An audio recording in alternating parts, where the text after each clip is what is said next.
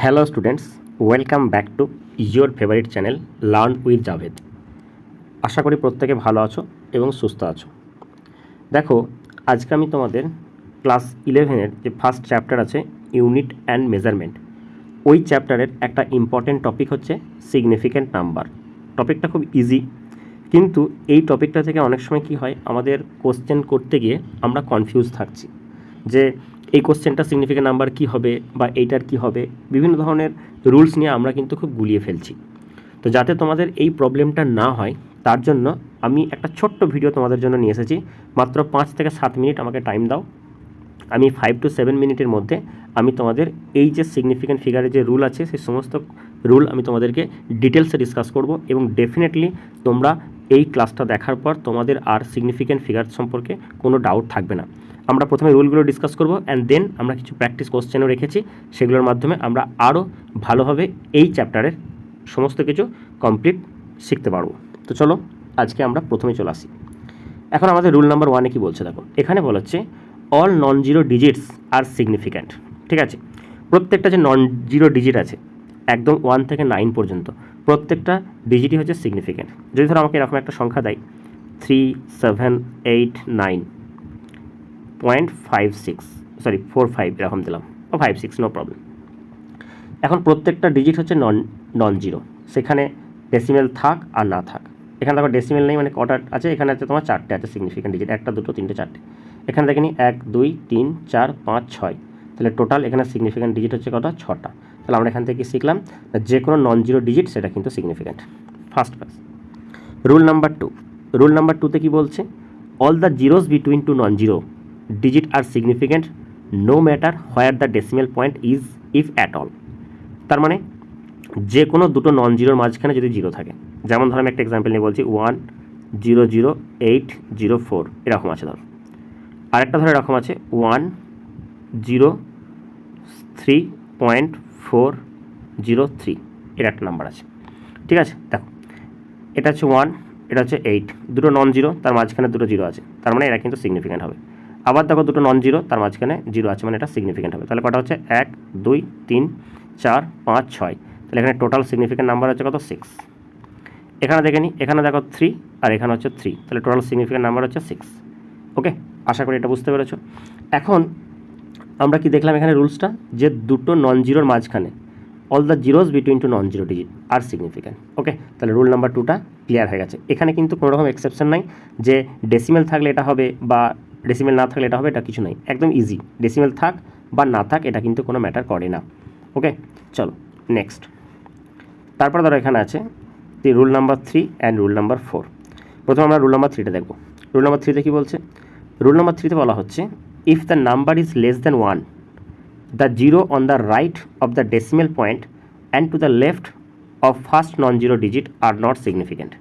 ঠিক আছে, চলো রুলটা একটু বোঝার চেষ্টা করি। ধরো এরকম রয়েছে একটা নাম্বার আছে 0.007504, এরকম ধরো একটা নাম্বার আছে।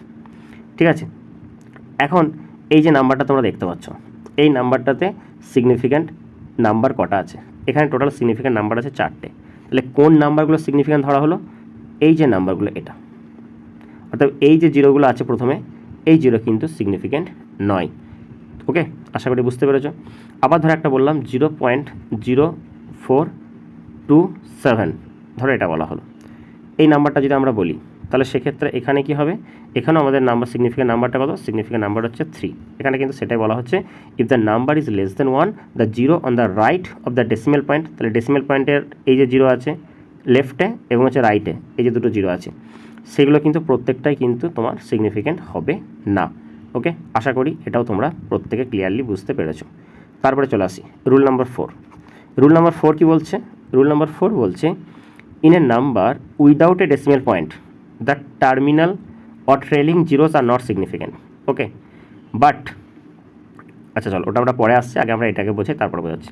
ধরো এরকম একটা নাম্বার আছে 32100 এরকম নাম্বারটা আছে ধরো। তাহলে যদি এরকম নাম্বার থাকে তাহলে সেক্ষেত্রে সিগনিফিক্যান্ট ফিগার কটা হবে, অনলি 3। কোন 3টে, এই যে 3টে। ঠিক আছে, এই যে জিরোগুলো আছে এগুলোকে ট্রেলিং জিরো বলা হয়, এই জিরোগুলো কিন্তু কোনো রকমভাবেই কিন্তু সিগনিফিক্যান্ট ফিগারের মধ্যে আসবে না। তারপরে যেমন ধরো এখানে এক্সাম্পল হিসেবে নিয়েছি 3210, এখানে দেখো অনলি 3 সিগনিফিক্যান্ট, এখানে কিন্তু এই যে জিরোটা আছে এই জিরোটা কিন্তু আমরা সিগনিফিক্যান্ট নাম্বারের মধ্যে কনসিডার করব না। ওকে, তাহলে আশা করি রুল নাম্বার 4টাও তোমরা ক্লিয়ারলি বুঝতে পেরেছো যে ট্রেলিং জিরোগুলো থাকবে না। এটা কন্ডিশনটা কি? কন্ডিশনটা হচ্ছে যদি এটা ডেসিমেল না হয়, ভালো করে শুনবে, এখানে কিন্তু আমার কিন্তু এখানে আছে উইদাউট ডেসিমেল, ডেসিমেল হলে কিন্তু এটা হবে না। তাহলে ডেসিমেল হলে কি হবে আমরা তার পরের পয়েন্টে লিখে রেখেছি রুল নাম্বার 5-এতে। রুল নাম্বার 5-এ কী বলা হচ্ছে দেখো, রুল নাম্বার 5-এ বলা হচ্ছে the trailing zeros in a number with a decimal point are significant. তার মানে এই নাম্বারটা যদি এরকম থাকতো 321.000, তখন কিন্তু এটাও ধরা হতো এবং এটাও কনসিডার করা হতো, তখন সেক্ষেত্রে আমরা 6 সিগনিফিক্যান্ট নাম্বার বলবো। কিন্তু যদি ডেসিমেল না থাকে, ধরো এরকম আছে 21000, তাহলে এখানে আমরা বলবো অনলি 3। তাহলে ডেসিমেল থাকলে এই ট্রেলিং জিরোগুলো কনসিডার হবে, যদি ডেসিমেল না থাকে তাহলে এই ট্রেলিং জিরোগুলো কনসিডার হবে না। ঠিক আছে, আশা করি বোঝাতে পেরেছি। তারপর একটা এক্সাম্পল নিয়েছি 3.500 হ্যাজ 4 সিগনিফিক্যান্ট নাম্বার, বাট এটাই যদি নাম্বারটা এরকম থাকতো 3500, তাহলে এখানে অনলি 2 সিগনিফিক্যান্ট নাম্বার থাকতো। আশা করি এটা তোমরা প্রত্যেকে ক্লিয়ারলি বুঝতে পেরেছো। তাহলে rule number 4 and rule number 5 তোমরা প্রত্যেকে ক্লিয়ারলি বুঝতে পেরেছো। আমি প্রত্যেকটা একদম ডিটেলসে তোমাদেরকে বলছি, একটু মন দিয়ে ক্লাসটাকে জাস্ট প্রথম থেকে শেষ পর্যন্ত দেখো। তারপরে আমরা কিছু কোশ্চেন রেখেছি প্র্যাকটিস করার জন্য, যাতে করে পুরো ব্যাপারটা আমাদের ক্লিয়ার হয়ে যায়। চলো রুল নাম্বার 6। রুল নাম্বার 6-এ কী বলছে, the multiplying or dividing factors which are neither rounded number নর numbers representing measured values are exact. They have infinite number of significant digit as per the condition. That is, in radius r equals to d/2 and circumference s is equal to 2 pi r. The factors 2 is an exact number. It can be written as 2.0, 2.00 and 2.00 etc.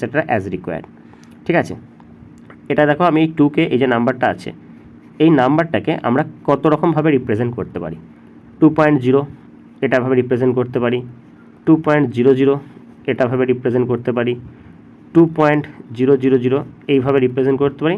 মানে বলতে পারো এটা infinite নাম্বারভাবে আমরা এটাকে represent করতে পারি। ওকে, আশা করি rule number 6টা বুঝতে পেরেছো। রুল নাম্বার 7-এ কী বলছে দেখো, এই রুল নাম্বার যে 7টা যেটা আছে এটা কিন্তু একটা ইম্পর্টেন্ট রুলের মধ্যে পড়ে। ঠিক আছে, এই রুলটা আমরা দেখব। এখানে কি বলছে, the number of significant figures does not depend on the system of unit.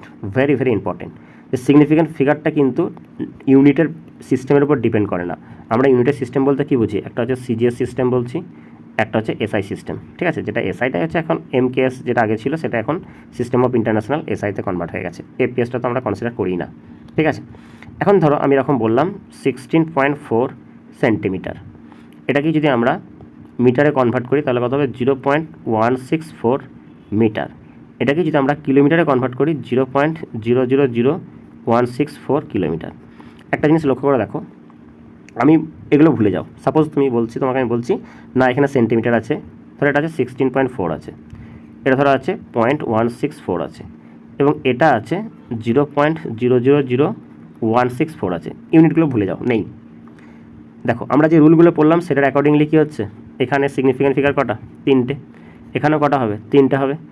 এই 0 আর এই 3টে 0 এটা কনসিডার হবে না, তাহলে এখানেও কত হবে, 3টে হবে। তার মানে আমরা দেখলাম কি ইন্ডিপেন্ডেন্ট অফ সিস্টেম ইউনিট। ঠিক আছে, কোনো রকমভাবে ডিপেন্ড করছে না, সেই জিনিসটা আমরা এখানে বলেছি। তাহলে আলটিমেটলি আমরা যদি সিগনিফিক্যান্টের রুল বলি তাহলে আমরা যে 5টা রুল বললাম সেই 5 রুলই কিন্তু যথেষ্ট। ঠিক আছে, 6 এবং 7 নম্বর যে রুল দুটো ছিল সেগুলো কি রিপ্রেজেন্টিং, জাস্ট কীভাবে আমরা রিপ্রেজেন্ট করছি সেটার জন্য। তো চলো যে রুলগুলো শিখলাম সেটার বেসিসে আমরা কতগুলো কোশ্চেন এখানে একটু প্র্যাকটিস করে নিই। ঠিক আছে, তাহলে আমরা বুঝতে পারবো। দেখো ফার্স্ট কোশ্চেনটা কী আছে, এখানে প্রত্যেকটাতে সিগনিফিক্যান্ট ফিগার বলতে হবে। এখানে কটা আছে, তাহলে এই 0 আর এই 0 কনসিডার হবে না, তাহলে এখানে কটা আছে, এখানে আছে তোমার 2টো। তারপরে 2 নম্বরটা দেখো, এখানে পয়েন্ট আছে, পয়েন্টের পরে ট্রেলিং 0 থাকলে সেটা কনসিডার হবে 1 2 3 4 5, তাহলে এখানে আমাদের কটা আছে, এখানে আমাদের আছে 5টা। তারপরে দেখে নিই, এখানে দেখো এই 0 আর এই 0 কনসিডার হবে না, কিন্তু এটা কনসিডার হবে, তাহলে এখানে আমাদের কটা আছে, এখানে আছে 2টো। ঠিক আছে, কারণ পয়েন্টের পরে নন জিরোর পরে 0টা আসছে সেজন্য এখানে কী আছে, 2টো হবে।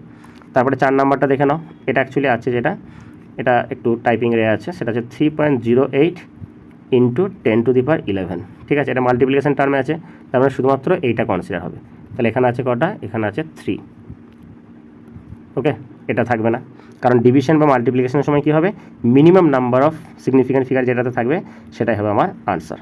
তারপরে চলে আসি, তারপরে কোশ্চেন নাম্বার 5-এ দেখো এখানে কী হবে, এখানে দেখো 1 2 3 4 5, তাহলে এখানে আমরা দেখতে পাচ্ছি 5 আছে। চলে আসি লাস্ট কোশ্চেন, এটাতে কী বলেছে 0.04, তাহলে 0.04 আছে, এটাতে কী হবে, এটাতে অনলি 1 হবে। ওকে, আশা করি তোমরা প্রত্যেকে ক্লিয়ারলি বুঝতে পেরেছো। তাহলে এই ক্লাসটা দেখার পর যদি তোমাদের এখনও সিগনিফিক্যান্ট ফিগার সম্পর্কে ডাউট থাকে তোমরা অবশ্যই কমেন্ট বক্সে জানিও, আমি নেক্সট ক্লাসে আবার এটা থেকে 2-1 এক্সাম্পল নিয়ে বলবো।